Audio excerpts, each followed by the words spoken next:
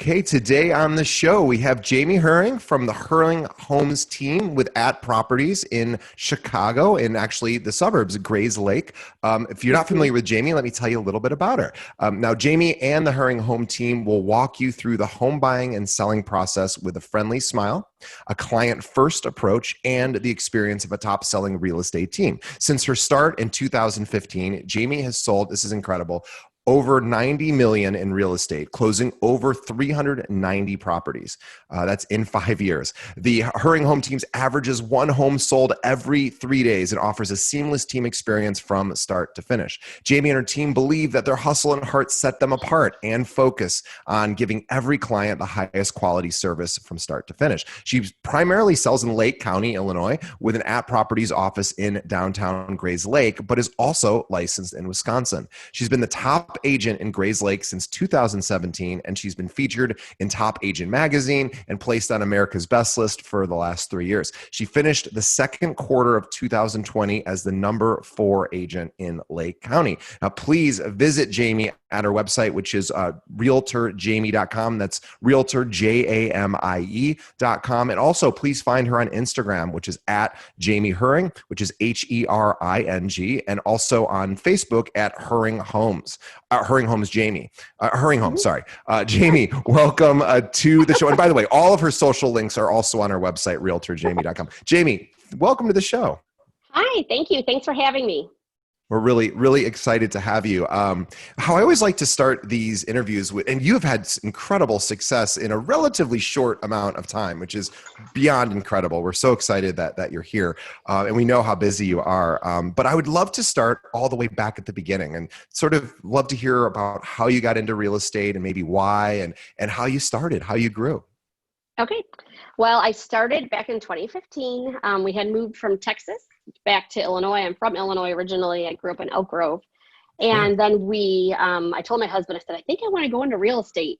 I said, I think I'll do it part-time. That's what I told him. And then he reminded me of this yesterday. And then I said, he goes, well, you don't do anything halfway because that's not my personality. But I was a teacher. I taught high school and junior high and some college before real estate. So when we got back to Illinois, I was like, I'm kind of done teaching. My kids, I have 3 kids, and they're like, we want you to get us on the bus, and you can't do that as a teacher. And so I just said, I'm going to try something else. And so I did, and it's paid off. So I haven't done anything halfway. I mean, I kind of jumped in. The market was just recovering at that time. Right. And so I really got my feet wet, and people trusted me. And then it just kind of exploded from there. You know, it's funny. We have at the firm I work at, we've got hundreds and hundreds of realtors. At Properties has thousands of realtors, and there's a big number of teachers actually at our firm who also get the real estate license. And I used to think, oh, well, it makes sense because people who are still actively teaching. I would think, oh, well, they have other teachers. Maybe they would become the primary agent for their coworkers. And yes, I'm sure that happens. But I've realized over time that I think the skill sets that teachers have are so applicable to being a realtor or being a successful realtor, because it is really a teaching and a customer service job. And you know, that's what teachers do. My mom was a teacher as well. That's what teachers do all day long. It's teaching, hand-holding, and customer service. And I love that. Like, part of the teaching, when I get asked to speak places, it's like that taps into the teaching side that I love. And so I'm always like, yes, I'll do it, because I love teaching people and helping other people. But it's a lot of project management. And I think that's what a classroom is. You're taking these little problems and then you have an end goal, in mind. Yeah. Well, tell us how you got started. So you got your license, you started 2015.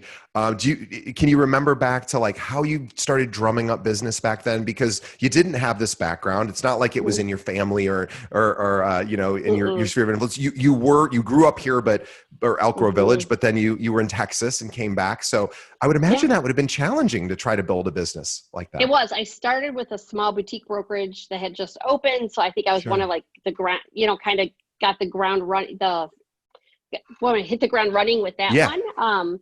And so then I kept selling. Like, I was like, okay, I'll do Zillow. Okay, I'll do this. And because it was all like extra income for me at the time. And then we had my husband's job, that I kind of just invested and I spent money. And so doing postcards and open houses and Zillow, I still pay for Zillow. I know it's a love-hate relationship, but it's still It, the odds. It's still in my favor, so I'll sure. keep doing it. But and I think that helped because I was able to like you can't be a secret realtor, but you have to market and you have to advertise.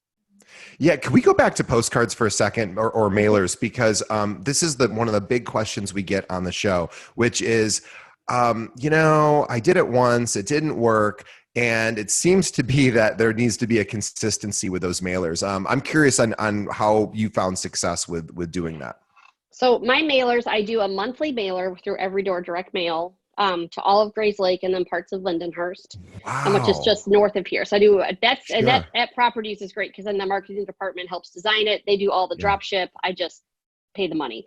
Sure. Um, and then I do sold postcards. So anytime I have a listing, I don't do buyer sold postcards. I probably should. It's harder because then you have to get the photo and it's Right. Right. trickier. Oh, But I do, right. Because it's right. You don't yeah. own the photos. Right. Yeah, Yeah. so then I do sold for the listings. I do always do the 100 nearest houses for a sold postcard Wow. every single time. And then I work with Chicago Title on Yeah. that. And then their design program, they help organize that. So all I'm doing is I have people helping design it and then I just pay them money. Sure. That makes it Well, easier. and what Jamie just said is a really powerful thing that I want to make sure Mm-hmm, didn't slip by our audience. She was mentioning that she partners with a title company to help her with some of these marketing efforts, mm-hmm, and her firm also at Properties also assists her with these efforts. mm-hmm, I want all of our listeners to realize that lenders, title companies, attorneys, there are lots of people that want to help you with your marketing effort, especially if it's a hungry lender or a hungry attorney or title company. These are places that you can go to and say, I'm looking to grow my business. Here's what I want to do. Can you help offset the cost of it? And a lot of these partners will do that, as Jamie is working with them as well. I'm curious on when you do the home sold postcards to the people mm-hmm. nearby. Do you get business out of that, or is it just a branding thing? I'm just curious if you ever get like hey, I just got your postcard. I saw you sold my neighbor's home. I'm interested. All the time. So Amazing. so the back of Amazing. the Chicago Title ones has like an address so they can type in their address with the code. So I get pinged then when they log in. So then I can contact them or, Yeah. work my magic to get them to sign. But no, I get all the time. I mean, I track everything. And it'll say I have a postcards and I get probably 15 deals a year just from postcards. And then sometimes it's like, I Wow. see your name everywhere. Well, Yeah. part of that Yeah. is that because now like in one neighborhood, the neighborhood I used to live in, like it's my neighborhood. When someone else lists there, I'm like, get out of my head. This Like is where I live. because I think I had like 5 houses for sale on one street, and then this Wow. now another 5 houses have just come up, and it's like but they keep getting postcards. So I think the I postcard and love the it. every door direct mail is, I know it's old fashioned, but it's huge. It's That huge. no, that's amazing. And I'm curious too, because there are thousands and thousands of realtors in your area. It's not like, well, Hmm. Jamie's one of 5 other realtors. There are Hmm. there's 44,000 realtors in the whole Chicagoland area. Hmm. Only about half of those are in the city. So the rest are out in the burbs, in a lot of them near Jamie. And I'm curious on how many, I mean, because you're in the area, you live there, you work there. How many Hmm. other realtors are doing monthly postcards to everybody in the city? I bet you it's only you or maybe one other I person. think, yeah, it's small. The number is small. I Yeah. think I've been doing it and then someone else just started picking it up. I was like, there it is. But imitation is the highest form of flattery, That's so I'll take true. it.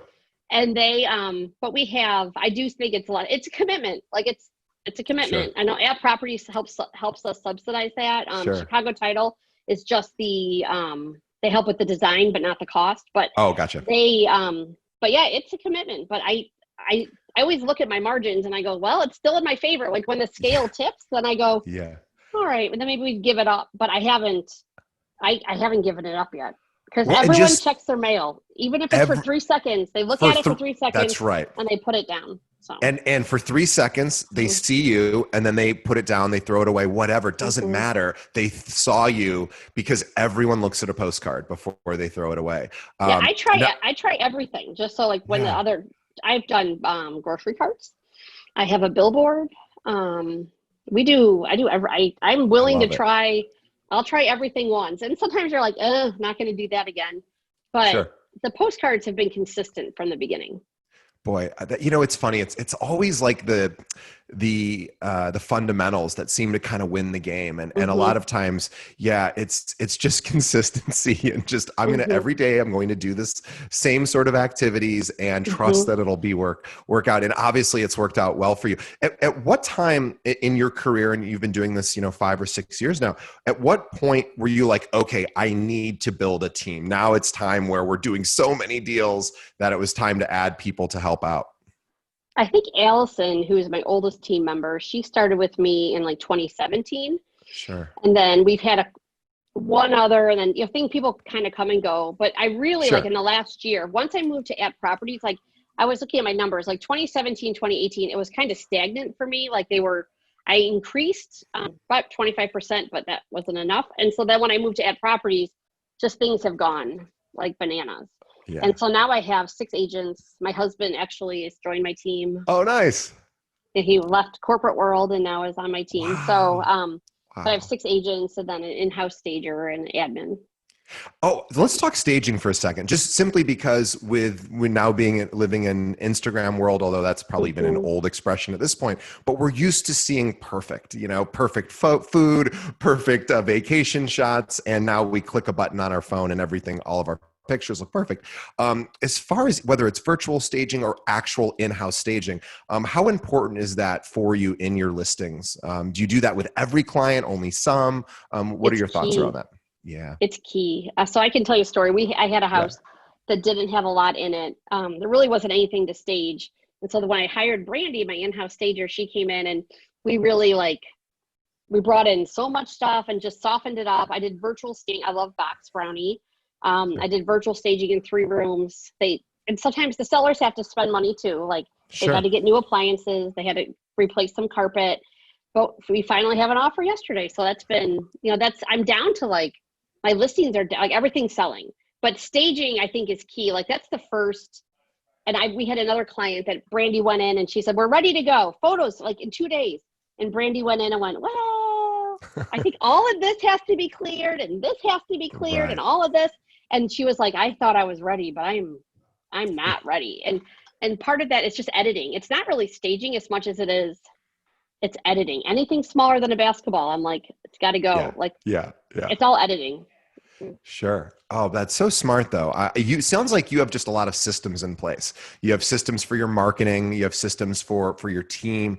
So can you talk a little bit about running a team? Like I would love to know. We know that you created one several years ago, and you've built up a good Mm-hmm. sized team now. You talk about has your role shifted from predominantly working directly with clients, which I know you still do, but are you also managing the team? Is it tough to do both?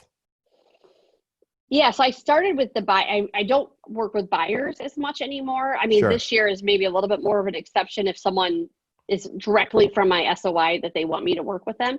But it's mostly I just handle the listings. And then hiring the in-house stager for me has been huge. Like Yeah. I was on vacation 2 weeks ago. I had 3 people out of the blue. They're like, "We want to list our houses this week." I'm like, "I've been talking to you for 2 years. Like, why?" And so but Brandy like came in and she met with them and she walked them through, and Jenny, my admin, does all the online paperwork. And so all the houses got listed and all got offers. And I hadn't even been in the house. So it was awesome. But that's kind of my role has shifted. But by hiring my staging coordinator, Yeah. I can then be in my office. I can meet with my team. I can give them coaching. Like last night, it was midnight. I'm helping one of them with a DocuSign. So Sure. I feel like I'm on the call a lot, but by giving up some of the, I went, I had a coach, a real estate coach in the beginning, and she said, look at your dollar value. And when you can give up the things that are less than what you should be paid per hour, that's Right. what needs to go. And so that to me, it's still super important, but like if I can be in my office and meeting with my team, it's better than me meeting the photographer. Sure. Sure. And for years you did it all yourself. You were racing around doing everything, and now it's now you have your Yeah, roles shifted, and you have people to assist to make you more efficient. So it that's does. Yeah, awesome. yeah. Allison's kind of been around the longest, but now I feel like we're kind of like sister wives in a way. Like our team is Uh-huh. really close. Like we love each other. We cry together. We laugh together. Sure. Like we go out for drinks. And so they're all an extension of me, but we're all different. We all have different niches, and like it's kind of like magic in a bottle. I feel like we've captured like this great little microcosm of like happiness and joy and hard work. And Well, we that's should part we of it. should we should also tell the listeners who might be in the Lake County area who are realtors who might be Hmm. looking for a team that would be a good fit. Maybe they're currently at a firm where they're Hmm. not getting the support or training or the opportunities that they're Hmm. looking for. And I know that your team is expanding. Can you tell our listeners, like, if you were to bring on a new team member, what you might be looking for? No baby agents anymore. So I have a few that I've walked through, and it's been great, a great reminder for me about everything. But it's like somewhat, if we did bring on anyone else, I mean, I'd like to potentially expand it. I am licensed in Wisconsin, but another team member who's also dual licensed in Illinois and Wisconsin would be helpful. And then someone who can like have their own sphere, but who wants, I provide a lot of leads to my team. Sure. So they kind of have the best of both worlds. And we are based out of Grays Lake. So that was a big Yeah. step for us. Is that we opened, so at Properties, I'll tell you that story, but at Properties, I Yeah. came to them like a year ago and I said, what if I opened a space in Grays Lake? And if you know Thad and Mike, they were like, Sure. let me think about it. And then I was like, okay. And they're like, yeah, that sounds great. So then with my managing broker, Lisa, we came in and I found a space, and it's right downtown Grays Lake. And so this was Wow. like, if you would have asked me 5 years ago, would you have your own office? I Right. would have said, no, that's not possible. But here I am, and we love our space. We put the all the flyers in the windows, so like a lake town. So people come Sure. by and I they love look it. and they'll be like, everything's under contract. So that's one thing with the app properties. And like, just I think you have to dream big as a realtor. Like I I didn't want to. I wanted to keep going, and they were creative and said, okay, let's make it work. And so Yeah. we did. And so I think that's really exciting. Is that you kind of you don't know where it's going to take you. So. You're right. And here you are. And again, and I want to just emphasize how quickly, with your trajectory, how quickly you've really risen in your success. I mean, it's absolutely incredible to do that within 5 or 6 years. Really, really impressive. I also want to talk. I would love to hear your thoughts. I know client events are really something you're really passionate about, and I Hmm. imagine a great way to give back to your clients and also just to deepen relationships and probably get some referrals as well. But can you talk a little bit about what you do in those client events? Yeah, so we have a private Facebook page just for our clients. So that helps. Like, so when we push things out, we do movie theater at least once a year. So we ended with Frozen, Frozen 2. So and we had Sure. Elsa and Anna come Oh, and that's take great. pictures. We had a photographer there. She has a photo booth.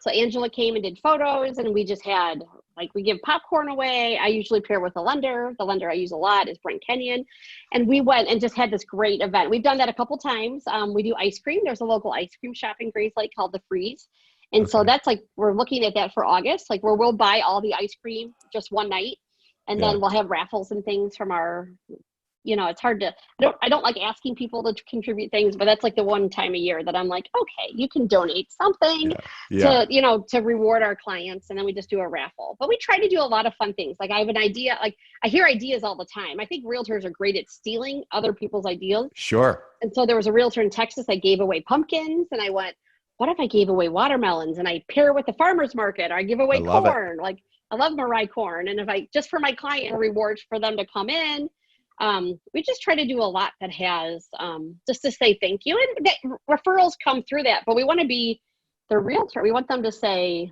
like, oh, you have to call Jamie and the girls or Jamie and the team, because that's who's going to take care of you. It's kind of like you get entered into the Hurring Homes family.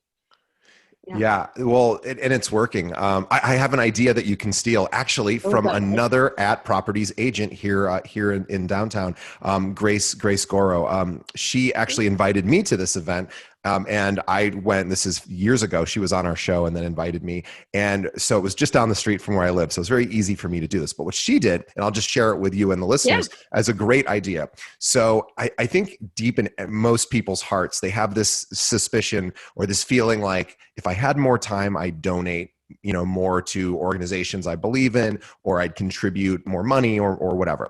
And, life, people are busy. People, this oftentimes they feel like, oh, I don't do enough to give back. So what Grace did, which I thought was really smart, is she went to Anti-Cruelty, which is a dog and cat animal shelter here well, they're all over the country. But she said, hey, why don't you come out and she bought pizzas, and you get to play with the animals, and we're going to make toys out of like old t-shirts, and you get to tour the facility, and the facility downtown Chicago is really beautiful.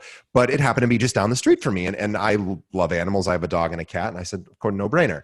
So I went through, and it was fun, and I was by myself. I didn't really know anyone, and I was making the toys, and I left, and I felt really good about myself. And I thought about it as I was walking home, and I said, well, this is really interesting. I feel better about myself because I just did something that was, a good thing for a small thing, but it was a good thing. And I thought that was a brilliant thing for her to do, because it satisfies that need that people have of maybe wanting to do more, but maybe not always finding the time, or maybe not knowing, well, I don't know where to donate my time or money. And I thought, boy, what a smart idea. And it's animals, and everybody loves animals, or most people do, right? So smart idea. So I love that one. That's great. Thank you for sharing. Yeah, we did. So this year when we were in the COVID and I was just starting, and I was like, I'm so bored. Like it was, I mean, I was slow, and I'm never slow, and I don't sit down ever. So I grabbed the sign to show you one. I came up with some different signs. So we did this. This was Hope Lives Here. So you can kind of see it. Gotcha. And so we collected money. We put these in people's yards, and then we collected money for a local food pantry. And so we raised over $5,000. Wow. It was featured in like the Washington Street Journal. So it was awesome. So we just had this huge, and so you'll still drive around. And then I did the same on a postcard. So then I'm driving around my town, and I see people like put the postcards in their window that said Hope Lives Here. And I'm like, oh, because Grays Lake is such a great community. And we raised about $5,000 for a food pantry. Wow. And so but I think like it's events like that, I'm like, okay, what can I do? I'm bored. Like I need to do something to give back. And that was just something that came up. I was like, I'm going to do these signs. My husband's like, all right. I'm like, I think maybe I'll give away like 10 or 20. And we gave away over 100 signs. Wow. So it was awesome.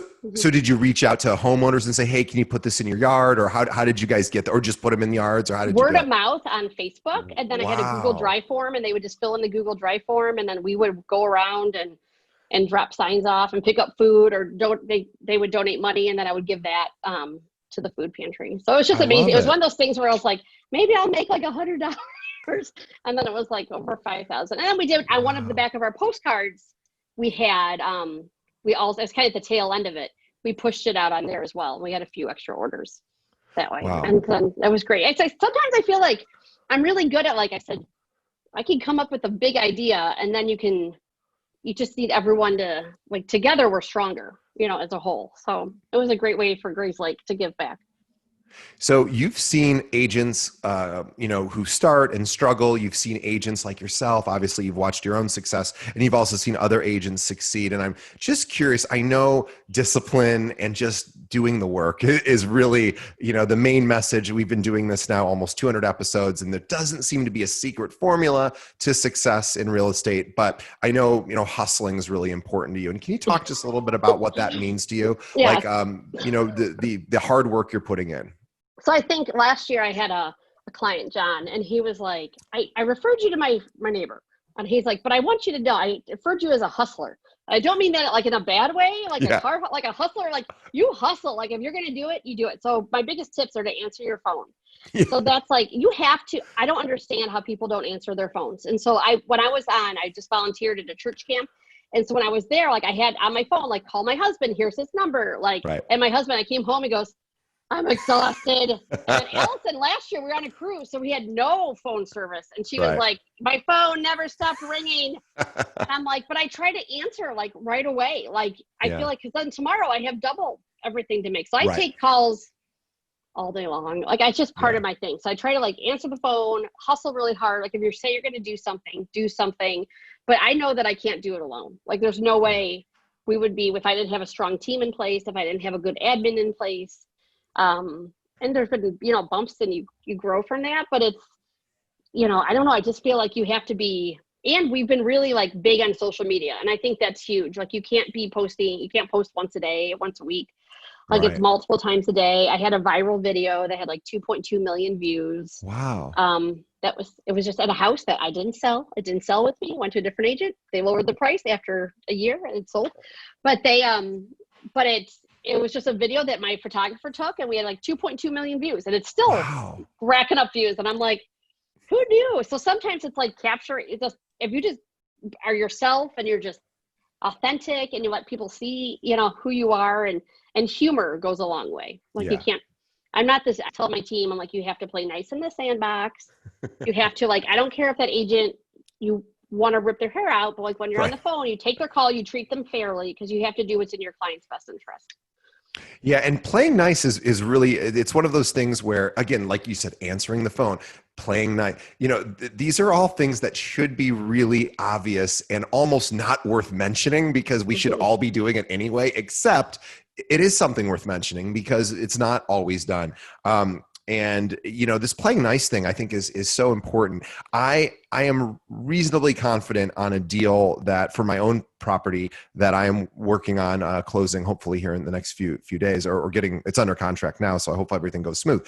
But I'm reasonably confident that maybe part of the reason why I got this, my offer was accepted, because I do not believe I was the highest dollar offer, and I don't know for sure, but I don't know that. But I suspect that my relationship with the other agent was a factor.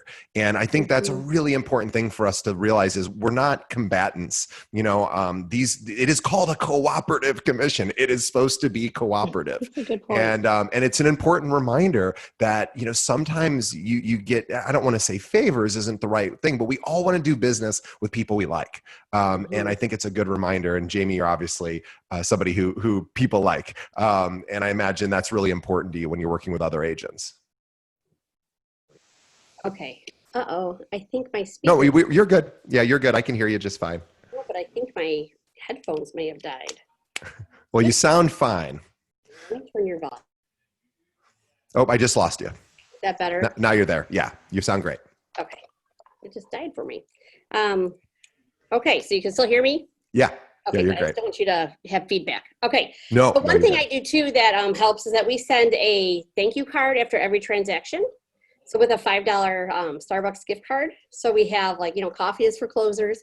And so we send that every single to the other agent, to the cooperative agent. Yeah, to the listing agent or the buyer's agent. Wow. So every single time we do that, we send thank you, a congratulations card for my team, that we all get together every week and we write out a note to the buyers that buy. It's a big deal. It's a huge purchase. And so I don't do it on the backs of like $1 million homes. My average sales price is $250,000. Sure. But every deal is important no matter what. I want to go back to that just very quickly, because to my knowledge, you're the first person we've ever interviewed, at least if other agents are doing it, they haven't mentioned it on the show. Sending a thank you to the other agent, whether it's even just a handwritten note, in your case, a little Starbucks coffees for closers, a cute thing with a gift card. I mean, anything like that is really, really going above and beyond. And that agent has probably never gotten a thank you, gift card on a transaction before from another agent. I mean, it's literally $5. So I'm not it's giving $5. anything fancy, but enough to maybe cover half a cup of Starbucks coffee. but again, it's just the thoughtfulness of it that is really, really powerful. Well, I want them to sell my houses. So if I have a reputation that they don't want to work with me, that's doing my clients a disservice. So I want them to sell my property. So I think it happens because people will call me and be like, what do you have coming on? What do you have? And then, like today, an App Properties agent, he's like, we want to see this one. I'm like, it's under contract. He's like, you should have given me a heads up. I'm like, I did, Mark, last week when I told you about it. And he's like, oh, you did. And he's like, I totally missed it. And he's like, I couldn't get them out in time. And that's part of it. I want to sell the house. That's the end goal. I don't care if it sells to someone on my team and we dual end it, or if it's someone else. Like, it doesn't matter to me. I just want to sell the house. Absolutely. I have a friend, this person will go nameless, but she, just because this is probably not a story she would want associated with her name, but she was telling me recently, I was asking her how her business was. She's a realtor in the Chicagoland area. And I said, how's everything? She goes, oh my gosh, I'm so busy. It's wonderful. But she goes, and she's been almost 20 years in the business and really successful. And she says, you would be shocked at how people speak. She's the nicest person you'll ever meet, like yourself, very sweet and nice. She goes, you would be shocked at how other realtors oftentimes are just mean and nasty and aren't always so collaborative. And she goes, you know, it really makes when you work with somebody on the other side of the deal who's a nice person, who's a good person, and it really just makes everything go better. And I said, really, people are even nasty to you and everybody likes you? She goes, you'd be shocked. And so a lot of it's just being nice, playing nice in the sandbox really, really helps. I agree. I say that all the time. Yeah. Because I don't care. If they're mean, we have issues because my reputation's at stake.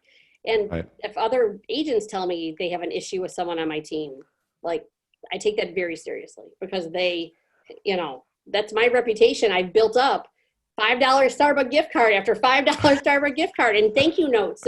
Yeah. And I want that. I want anyone to sell my houses and know that, okay, they're going to handle it really well. And we have Yeah. home inspectors that know what they're doing and aren't, you know, going to tear the deal apart. And we always give people choices. I say, here's my favorite attorneys, here's my favorite lenders, here's my favorite home inspectors. Like, but there are really good systems. Like some of the things I love is Follow Up Boss. Yeah. You know, App Properties has their own CRM, but Sure. I love Follow Up. Yeah. That to us has worked really well. If agents aren't using CTE, which is Committed to Excellence, that is like $30 a month, and you put all your deals in, and it tells you, it gives you a CEO summary of your average sales, where you're peaking. I can look at mine and be like, we haven't even peaked for the year yet. So that, like, there's things like that I figured out over time that I'm like, that's good. Like I need to keep. And there's other ones you're like, Yeah. you know, I don't need Well, that. so this is a more of a difficult question, but I'm curious to your thoughts. Only because right now, unfortunately, we're seeing a surge in back, you know, the COVID cases, which is really unfortunate and sad. And if we were to go into another stay-at-home order, where we're back to being somewhat immobilized and not able to move around as easily, I'm curious, since we've been through it before, and you've come out of that with tremendous amount of deals. I'm curious on what's your advice for other agents if we do get to a place where everything sort of slows because we're now stuck at home? Do you have any advice about how to stay in touch with people, how to reach out? You know, what were you doing back then when that happened, and what would you do if it happened again? Well, the signs helped. I needed to be busy. So I came up with something to keep me busy. So I think Yeah. like if other agents, I would like definitely reach out, call people. I mean, I appreciated the calls from my vendors saying, hey, we're just checking in. How are you Yeah. doing?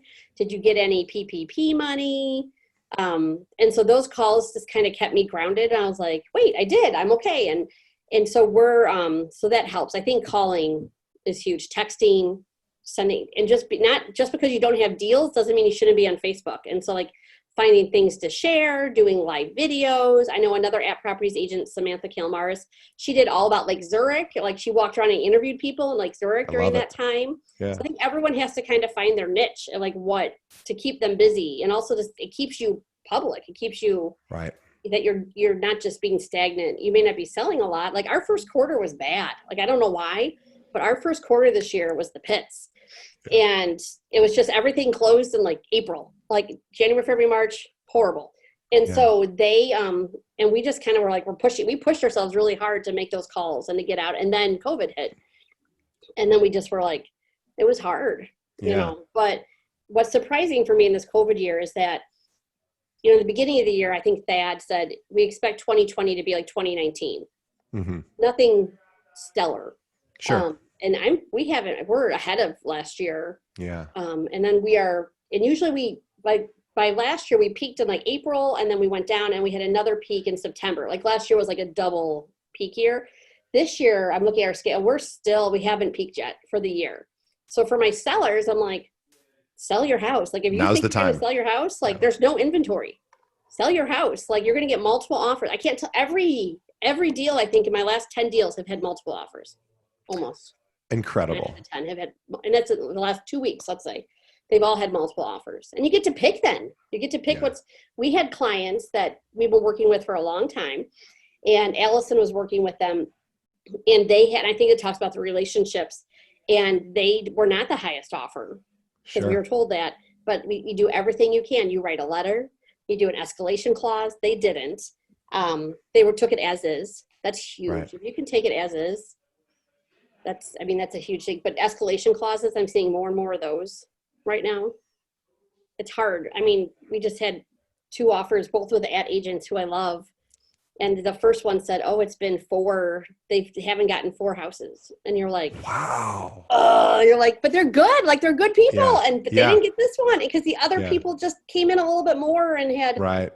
you know, a little bit higher of a down payment. And it's not my decision, Right. you know, so I don't, it's my sellers. I just keep saying, I think that's part of like being a good agent too. In the beginning, I think I'd be like, take this offer, you know, Right. like, and you kind of like switch sides. And I Mm-hmm. think I had one point I said, I'm representing the sellers. Even if I think that it's crazy that they're not taking this offer and I give them good advice, I'm still in that, they're still my client. I'm still in their Sure. corner. So I think that was like a growing pain for me, is realizing you have to like really represent your clients, even if Yeah, and I'm curious too. So if you do have a seller that has a completely unrealistic expectation for what the list price should be, or how it's marketed, or how it's shown, or any of that, how do you handle that? What do you do in those scenarios? I've had a few. Sure. And you block their number when the listing expires. I mean, there's been times we've let it go. I'm like, this Yeah, is, yeah. I I will think you'd pay you the have to. $350 fee and we're Yeah. done. Because I feel Yeah. like, and we have one that the buyers kind of were dishonest about how much money they made, and they bamboozled Oh. everyone. And now Oh. my relationship with another agent, I feel like it was, you know, suffered. I'm trying to push it out because even like they were just not honest, you Yeah. know, and that's hard, you know. And so, Sure. I don't know. I feel like those people, I'm like, it's okay. You don't have to work with everyone. You can fire a client. And I have, Sure. and I'd be like, this is not a good fit. Right. Like, this is just, and I've had clients who are mean, like, and I'm not mean. Like, I'll be direct and I Yeah. have no problem saying, this is what I think. You Right. should have taken that offer. I told you to take that offer. And now we're still on the market 6 months later. And we took an offer that's less than the original offer we had. That's happened. But like, I don't want people who are mean. Like, you got to be kind and you got to treat Yeah. people how you want to be treated. And I think sometimes with real estate, you see like the ugly side of some people. Well, it's an emotional thing, I guess. You know, buying and selling home it's stressful, it's emotional, and again, everyone's boundaries are different, No, and I and their cry. Like, I'm a personalities. crier. And so I always joke that I'm a leaky Christian. So today I had a referral from an ad agent in Wisconsin, and it was a little house in North Chicago, like Yeah. $100,000. Like, Yeah. you know, no one's Yeah. getting rich, but I treat everyone the same. Sure. And she starts crying because it was her parents' house and her brother died. And I'm Oh. like, she's Oh crying. Like, wow. I can't help but cry because that's just how God Sure. made me. So I'm crying and I'm like, but then I'm like, I've nailed it. Like, if I can cry with a client, and Well, I mean, it's not mean faking. Like, I was moved by her tears, of course. and that's, but he's like, how'd it go? I'm like, we're good. I'm like, I didn't need to tell you the details, but we cried. Her husband's like staring at us. We're like sobbing. Well, It I happened mean, a it's lot. Like, people will just cry and then I cry because yeah. that's just how I am. And then and then we just cry all together. And Yeah. and we move forward, and we pick ourselves up and we go, okay, we're going to do it. And, Yeah. you know, Yeah. we put our big girl Well, panties on and we go forward. well, people want connection, and especially, you know, now where we're still limited in our interactions with people, and we're still, you know, somewhat restricted in what we can do, and I think we're missing a lot of the connection that we used to just take for granted. Like, oh, I could just go see my friends, and now it's not that simple, even today. No, they like So hug still. And it's weird not hugging, not shaking yeah, hands. I mean, there's yeah, definitely some post-COVID things, especially now are being, you know, and I'll give it to any agent. And you guys, when you have a mask on and you're giving a listing presentation, yeah, it's hard. it's I mean, hard. Yeah, it's legit hard. Like, you were yeah, just, and you like take it off and you like take a deep breath and I didn't think it would be that hard, but it's very, very hard to do that. Because then I yeah. like walk in, I'm like, I don't have a smile. This is me, but hold on, you know, and Right, right. so there are some definitely COVID challenges, you know, and I have clients with autoimmune. Like, right now, I have a few listings with clients who have health issues, and they're Yeah, like, they have to wear a mask. They have to use hand sanitizer. I don't want them touching. I would like them to have temperature checks. Like, right. I can't afford my own health for anyone unhealthy to come into this condo. And that's, you know, you just hope that other realtors respect that as well. Sure. Mhm. Well, I think you've given us so much value in this episode, because we've talked a lot about sort of how you grew your business, some of the basics that you did, and even more advanced sort of strategies about marketing, branding, customer service. You talked about team building to help with just making everything run a lot more smoothly, so you weren't doing everything yourself, and just how busy you are, and just the importance of being a good citizen and a good person. Really, I'm sure is a huge factor in the reason why you're so incredibly successful in your entire practice. In Lake County, I mean, you were just one of the big dogs there, and it's always amazing. I always find that. And there are exceptions, but very few, that the people who are the most successful in real estate tend to just be some of the nicest people. Now, not always, but almost always. And I think that's probably not coincidental. Maybe that's some of the best lesson to take away. But I also want, we don't just have agents who listen to our show. We also have buyers, sellers, renters, investors. So if anyone is out there looking to work with a top producing team, Jamie, what's the best way they should reach out to you? Just probably my website, Realtor Jamie, Jamie, .com. There's another Jamie spelled differently. And I say we shoot emails to each other all the time when things get mixed up. But yeah, just Realtor Jamie. There's a contact button on there, or Facebook, the Herring Homes team of Ad Properties on Facebook. We do a lot of social media. So, But I really appreciate having the time today. And I love teaching. Like, this is part of my, so if you ever have any questions, any realtor out there, like, feel free to reach out, and I'll definitely, try to help. I was coached, I started coaching, and I like that, I love teaching that part of it. So. Well, you're a teacher. That's why. I mean, it makes perfect sense. And I just was good at sales, and I didn't know that at the time, but now I know it. Well, I've always thought sales is mostly teaching. It's a lot of listening too, but it's a lot of people just going, how does this work? What is this about? How do I do this? And but I can sell grammar to high school students at Prospect High School a million years ago. It's sales, because you gotta, and it's that. I love teachers. I still have a heart for teachers, since I was one, and all my family members are teachers. But I just teach different things now. I teach about finance, and there's no free lunch. If you have 0% down payment, your monthly payment's going to be big. Yeah. Although at least it'll be a little lower today with rates being where they are. Less than 3%. Well, yeah. It's even jumbo loans are still like 3.5%. Like, it's absolutely incredible. But anyway, everybody should follow Jamie. Follow her. Find her on Instagram. So that's Jamie Herring, but that's Hering. Again, JAMIE. HERING. That's her Instagram, and Facebook is Herring Homes. We'll post links to all this as well. You can also, as you find her on her website, all of her links are there, which is realtorjamie.com. Jamie, thank you so much. This was such a fun episode. I really appreciate everything you've shared. And on behalf of the audience, we want to thank you for your time. And then also on behalf of Jamie and I, we want to thank the audience ourselves for continuing to listen and support our show. We're going to ask everybody to do two quick things before we wrap up. Number one, please tell a friend. Think of one other real estate professional that could benefit from hearing this episode with Jamie, and send them a link to the show. So easiest way to do that, go to our website, which is keepingitrealpod.com, or just pull up a podcast app, search for Keeping It Real, you'll find us. Send a link over to that person, and maybe it'll help them grow their business. And then second is to follow us on Facebook. So we are at facebook.com/Keeping It Real Pod. Every single day we find an article written online specifically designed to help you grow your business, and we post it. And we also post links to all of our episodes there as well. It's the only two things we do there. So a lot of content just for agents to help you grow. Jamie, thank you once again. Really appreciate your time. You're welcome. Yeah, and I'm excited to continue to watch your trajectory as taking over the north suburbs of Chicago. Great. I love it. All right. Thanks, Jamie. Okay, thank you. Bye-bye.